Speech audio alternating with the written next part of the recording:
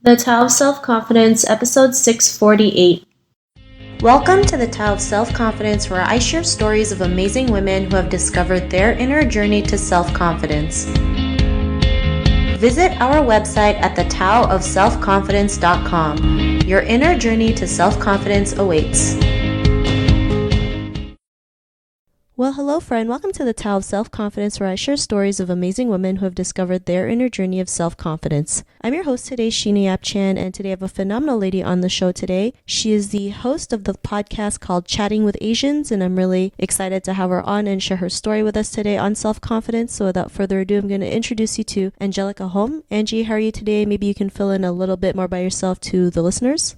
Yeah, thank you so much for having me. I'm doing great. A little bit more about myself. As you know, I'm the host of the podcast Chatting with Asians that focuses on Asian Americans who followed unconventional careers and have broken stereotypes along the way of being a doctor or a lawyer or an engineer. But a little bit more about myself, I'm a San Francisco native who also had a very unconventional career path herself. I graduated with a degree in information systems from SF State, and then I worked a couple of years in accounting. And then I switched into marketing analytics. And I've also traveled and kind of lived around the world in cities such as Hong Kong and Helsinki, New York City, and Los Angeles. Right now, I'm kind of in between jobs where I'm trying to switch from marketing analytics into HR/people operations because I love meeting new people and talking to them. So that's where I am right now.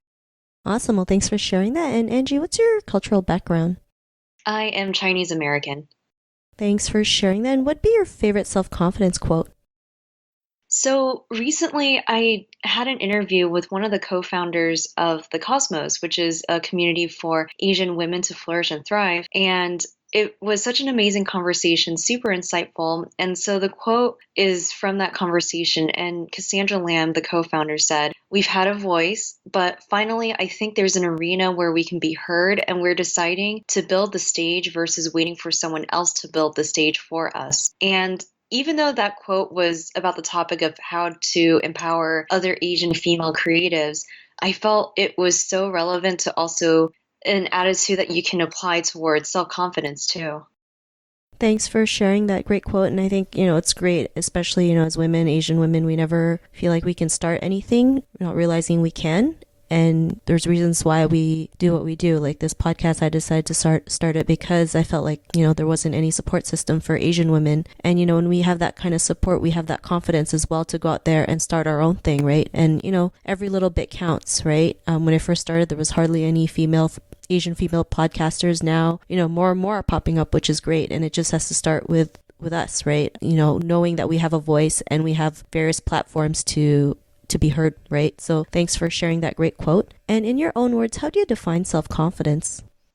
To me, self-confidence means kind of three things. First is knowing your strengths and weaknesses. Second, it's trying to learn how to quiet that inner critic or that inner voice that tells you no, you can't do it. And the third is to be unafraid to express your personal values.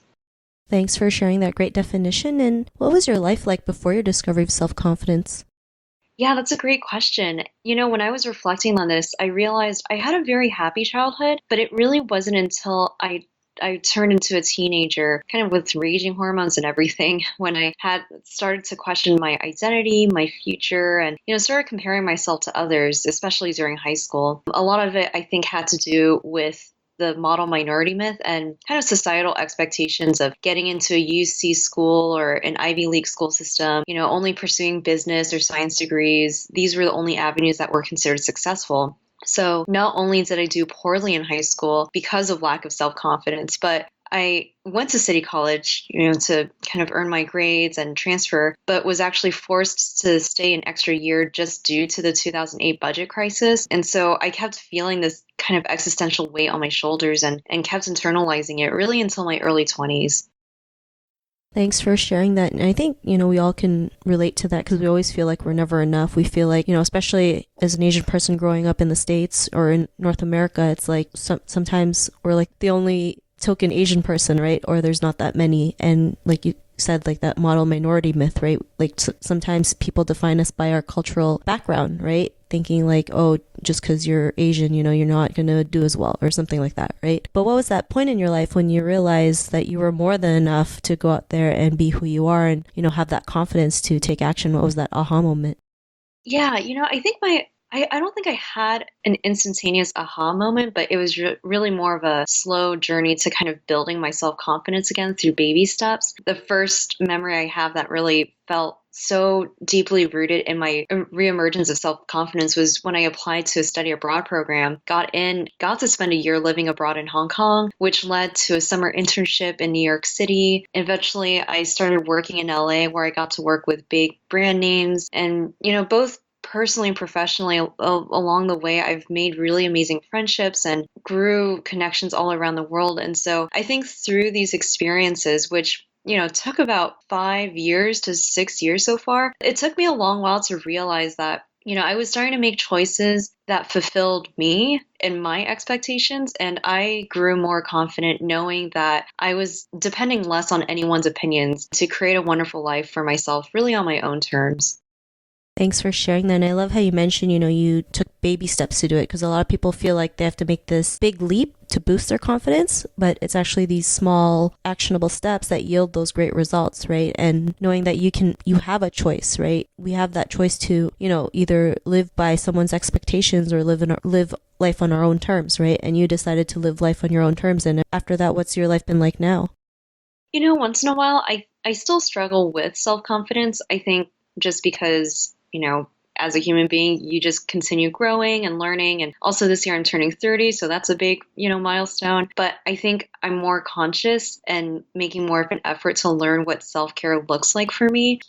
Last year in 2018, I experienced a lot of life transitions. I've experienced being burnt out from a job, anxiety and depression, quitting that job, moving to a foreign country, moving back home, being unemployed for nearly a year, just a lot of things. And so this year, I'm really looking to kind of hit the reset button on my life. And so what that looks like to me is I'm currently seeking therapy, career coaching, and money budgeting advice. I'm trying to carve out at least an hour each day to practice self-care, whether it's reading a book or stretching or just even having a really nice, thoughtful conversation with friends. So I'm slowly rebuilding a routine and I'm really excited for what that'll look like.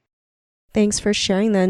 And, I'm grateful that you're able to share something like this, right? Because not a lot of people, most people are afraid to share that, they've been through all this stuff, right? And are afraid to rebuild or press that restart button. But, you're excited about pressing that reset button, right? A restart button. Because, embracing the unknown can be a great thing. Most of the time we're so afraid of the unknown because we don't know if, we're going to succeed or fail, but you're just excited about it. You know that, great things are going to come to you. And yeah, it's not always going to be a walk in the park, but it'll be, a life worth living. So I'm really grateful that you're able to share that. And, to the woman who's listening to your episode, she may be in her own journey to self-confidence. What would be that one tip you would give to her?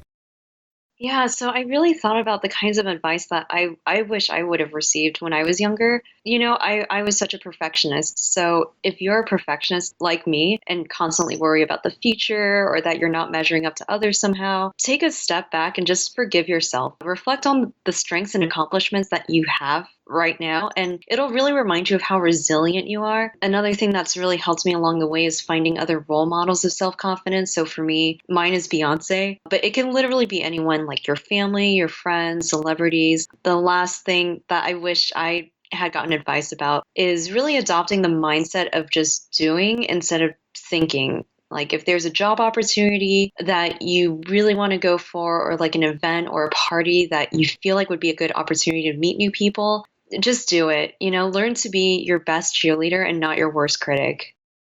Thanks for sharing those great tips. And if our listeners wanted to get to know a little bit more about you and what you do or check out your podcast, is there any links or social media profiles we can connect with? Yeah, for sure. So Chatting with Asians is very active on Instagram. You can just find me at all lowercase letters, the way it's spelled out, Chatting with Asians. You can also find me on anywhere really that you listen to podcasts. So if you search for Chatting with Asians on iTunes or Spotify, I'm on those platforms. You can also find me on Anchor.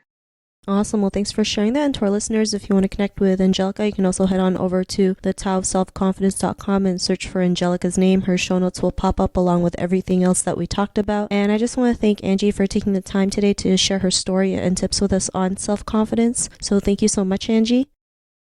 Great. Thank you so much, Sheena. Not a problem. It was really great having you on the show. And to our listeners, be on the lookout for another new episode of another amazing woman's journey to self-confidence. And we'll talk to you soon. Bye for now. Thank you for tuning in to another amazing episode of The Tao of Self-Confidence. Get your free audiobook by visiting our website at thetaoofselfconfidence.com. Your inner journey to self-confidence awaits.